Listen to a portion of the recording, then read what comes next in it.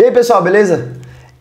Eu tô aqui hoje porque eu quero falar um pouquinho de psicodiagnóstico com vocês. Eu tenho prova semana que vem, então eu tô estudando um pouco para psicodiagnóstico e uma das maneiras que me fazem estudar é gravar vídeo explicando o conteúdo, justamente porque isso me faz melhorar a minha didática e pensar logicamente no que eu tô pensando em escrever, então isso me ajuda bastante. Então eu vou dar uma aulinha de psicodiagnóstico. O livro que eu vou usar como referência bibliográfica é o mesmo que o meu professor usa, que é esse daqui, ó, Psicodiagnóstico 5, da Jurema Cunha. Eu vou ter que fazer algumas aulas de alguns capítulos aqui, porque é o que vai cair na minha prova. Vamos ver então como que a gente se sai. Se você estiver também precisando fazer essa prova, dá uma olhada no vídeo e depois me fala aqui nos comentários se isso te ajudou ou não, beleza? Mas isso daqui me ajuda a estudar um pouco.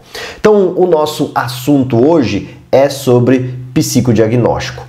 Psicodiagnóstico é o primeiro capítulo, então a gente vai falar de estratégias de avaliação. A gente vai dar um panorama, vai dar uma explicação, falar historicamente como surgiu esse conceito de estratégia de avaliação, beleza? Então tudo começa num belo dia ensolarado do final do século XIX e início do século XX, quando se iniciaram as testagens psicológicas. Bem no início, né, o psicólogo ele tinha, uma das funções do psicólogo era fazer testes psicológicos, aplicar testes psicológicos, mais precisamente. Aplicar testes psicológicos em quem queria saber alguma coisa, descobrir alguma coisa, alguma doença, alguma coisa, mas a gente só aplicava e o psicólogo ficou por muito tempo conhecido como aplicador de teste. Então tinha alguém lá que queria saber, eu tô com ansiedade ou não tô com ansiedade? Tô com depressão ou não tô com depressão? Bem rudimentar ainda, mas mais ou menos dessa maneira, psicomotricidade, enfim, a gente aplicava os testes e eles avaliavam se a gente tinha alguma coisa. Não, muito precisamente assim, qualitativo, né? Sem muita elaboração, sem pensar muito em psicodinâmicas que poderiam influenciar nisso. Era muito papum direto. Atualmente, o que atualmente a gente tem? O psicólogo ele utiliza de estratégias de avaliação psicológica, então por isso que a gente vai falar de estratégias de avaliação. E qual que é essa estratégia de avaliação psicológica? Ela tem um objetivo bem definido, então a gente não vai aplicar só por aplicar, sem saber o que vai estar fazendo, sem saber os resultados, o que vão dizer os resultados. Então a gente vai ter um objetivo que é encontrar respostas para questões propostas. Então chega uma demanda, essa demanda precisa de uma resposta e uma das soluções possíveis é um teste, uma das estratégias possíveis é o teste. E aí a gente soluciona o problema. Lembrando que a estratégia de avaliação psicológica é uma avaliação, então a gente usa várias ferramentas e os testes são um tipo de ferramenta psicológica, certo? Não é só o teste que faz a avaliação, mas na avaliação pode ter testes psicológicos. Isso é muito importante, beleza?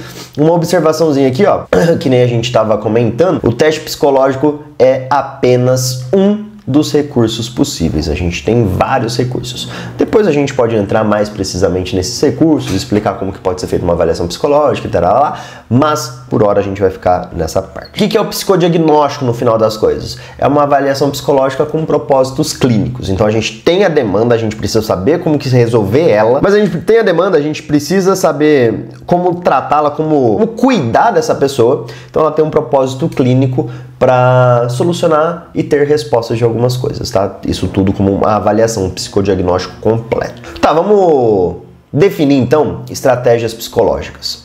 Uma das definições de estratégia psicológica são os recursos disponíveis para o psicólogo referente a cada abordagem. Então, nada mais é do que, por exemplo, os testes que a gente tem que podem ser aplicados por cada abordagem, né? Então, se você é da TCC, da cognitivo-comportamental, você tem alguma gama de testes ali que pode ser aplicado. Se você é da humanista, tem uma outra gama de testes. Se você é da comportamental, tem uma outra gama de testes. Então, no início, estratégias de avaliação psicológica, no início não, ainda pode ser usado isso ainda hoje, essas estratégias de avaliação psicológica podem ser o conjunto de avaliações que determinadas abordagens podem usar, certo? Então as primeiras que a gente teve aí, que tomou conta, foi as comportamentais e as psicanalíticas, tá bom? Que foi quando começou, as comportamentais fazia bem esse polo, né, no ramo da psicologia, que era o pessoal da comportamental, que via e constatava apenas os comportamentos das pessoas, e tinha a psicanálise que já ia mais a fundo na mente, estudava a mente.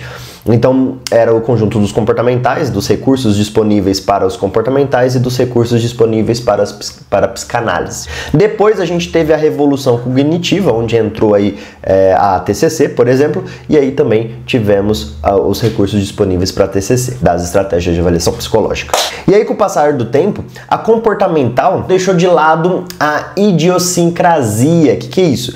São as características únicas daquela pessoa que o tornam daquela maneira. Ou seja, então a comportamental deixou de lado esses comportamentos-alvo que eram muito observáveis, idiosincráticos, né? E começou a adotar também modalidades cognitivas, que era o que estava muito em moda e muito vigente na época. Isso começou a ser usado também por outros psicólogos mais tradicionais, que começaram a pegar estratégias de outras abordagens, muito pressionados pelo meio acadêmico, que fazia isso para que fosse mais rápido e mais econômico também, né? Então, ao invés de ficar ali lutando na sua abordagem com os estilos de avaliação psicológica da sua abordagem, você poderia pegar, o meio acadêmico dizia, para pegar de outra abordagem um estilo de avaliação psicológica de outra abordagem para que fosse mais rápido e mais econômico de tempo, de dinheiro e tudo mais. Isso resultou no quê? Em profissionais de referencial cognitivo, ou seja, que usam muito do pensamento,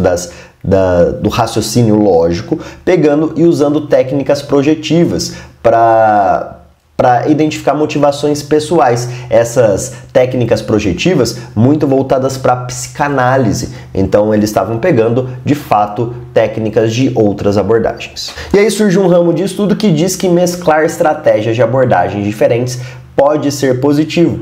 Afinal de contas, principalmente para os psicólogos clínicos que se atentam aos fenômenos, então a pessoa chega com uma depressão, o fenômeno é a depressão, a partir daquele fenômeno ele pode sugerir um diferente modelo teórico baseado nas abordagens de diferentes estilos, baseado na mescla de estratégia de abordagem de diferentes estilos, para que isso seja positivo. Então, entre palavras mais do nosso português, o que isso queria dizer? Esse psicólogo clínico, então, ele recebe lá a depressão, faz toda a anamnese do paciente, blá, blá, blá, blá, e pela história dele, fala assim, para esse paciente vai se encaixar melhor a gente seguir por estratégias de avaliação mais voltadas para a TCC, ou mais voltadas para a psicanálise, ou mais voltadas para o comportamental. Então, de acordo com a demanda do paciente, de como ele vinha, as estratégias eram moldadas em cima disso. Mas ainda assim, tem algumas ressalvas, né, que pode ser difícil essa mistureba aí, ou essa mescla de fato entre as estratégias. Outro sentido que a gente pode dar para a estratégia de avaliação é a metodologia usada pelo psicólogo. Então, por exemplo, tem psicólogos que usam mais de método qualitativo, por exemplo, um método mais individualizado, né? Então, ali mais sozinho, ele vai indo pela qualidade, pelas perguntas, por exemplo, através de entrevistas, que logo a gente vai falar um pouco disso, ou outros pode ir por um método mais qualitativo, mais psicométrico, com resultados numéricos para interpretações numéricas e mais voltadas para exatas, né? Fazendo contas e tudo mais. Então isso vai muito de cada psicólogo, de como quer usar esse termo de estratégias de avaliação. O que eu estou falando desse método qualitativo de entrevista? Foi muito usado em entrevista, a gente nota uma espiral histórica, por isso que eu escrevi esse termo aqui, uma espiral histórica em algumas estratégias de avaliação. Um exemplo disso são as entrevistas, que sempre foram usadas. Então começou sendo usada, aí quando foi lá para o ramo da psiquiatria, a psiquiatria deixou de usar por um tempo, porque falava que não tinha muito sentido usar essas entrevistas, até que formularam entrevistas estruturadas, né, com passo a passo, e a psiquiatria voltou a usar e dizer que relatava bem o que eles queriam pesquisar, e acabou caindo um pouco desse preconceito.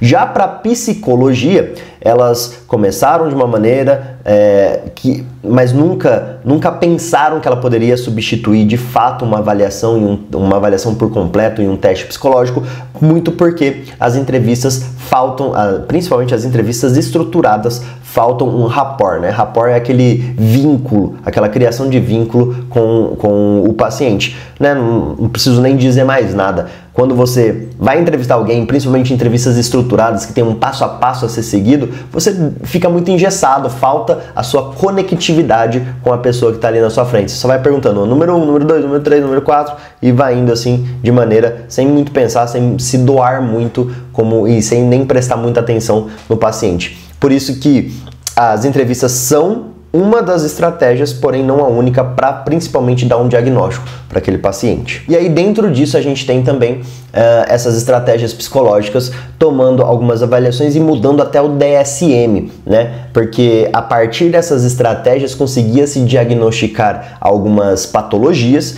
que antigamente não eram categorizadas, muito principalmente porque elas eram colocadas, por exemplo, como comorbidades. Então, por exemplo, era algo que acontecia, a Jurema relata no livro dela, que era o que acontecia no DSM-3, que a pessoa ia investigar um transtorno de depressão, um transtorno de ansiedade, e um é comorbidade do outro. Isso quer dizer que quem tem transtorno de depressão possivelmente pode ter também transtorno de ansiedade e vice-versa. E aí acabava numa hierarquia, constatando que a pessoa tinha transtorno de depressão, mas não tinha transtorno de ansiedade, pelas avaliações daquela época, da forma que era estruturado naquela época. Hoje isso já foi revisado, no DSM-5 já deve estar melhor. Então, para finalizar, como a gente viu que estratégia de avaliação recebe vários significados diferentes, para cada psicólogo pode ter um jeito de ser chamado, a gente costuma chamar geralmente de psicodiagnóstico. Esse psicodiagnóstico, ele avalia, né, as forças e as fraquezas. Então, a existência ou não de psicopatologia frente às estratégias que são usadas. Então, é um conjunto de ideias, um conjunto de estratégias, de fato, para se chegar a um psicodiagnóstico e chegar a um resultado para solucionar um problema, para solucionar uma demanda. Beleza? Esse é o primeiro capítulo do livro da Jurema Cunha, de Psicodiagnóstico 5, que terei prova semana que vem. Espero que tenha ajudado, espero que tenha dado para entender e a gente fica numa próxima aula. Espero que em breve. Beijos e abraços a todos. Até a próxima aula e vamos vencer pela educação. Tchau.